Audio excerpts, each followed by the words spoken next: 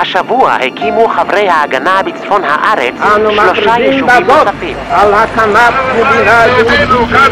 בסוף השבוע האחרון עלו ארצה כ-14,000 יהודים מאתיופיה. לעיר העברית הראשונה. מדינת ישראל וארץ ישראל הן כיום מושגים כמעט נרדפים, אבל כשהרצל רוצה להקים מדינת יהודים, מיקום המדינה אינו ברור מאליו. בספרו מדינת היהודים מציע הרצל 2 חלופות, ארץ ישראל או ארגנטינה, אבל חודשיים אחר כך הוא כבר מכריע. היום כבר ברור לי בתכלית שההמונים אינם רוצים אלא לארץ ישראל, אך לשם הם רוצים בסערת נפש.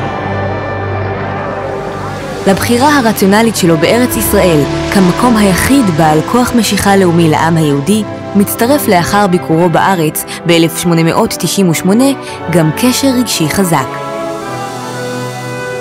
הרצל מתאר את עצמו כצעיר מאוהב, ואת ארץ ישראל כאהובתו, אותה הוא רואה סביבו בכל מקום. כמה חודשים לפני מותו כותב הרצל: כשיצאתי לדרכי הייתי איש מדינת היהודים בלבד. נעשיתי חובב ציון. בשבילי לא קיים שום פתרון אחר לשאלה הגדולה המכונה שאלת היהודים חוץ מארץ ישראל.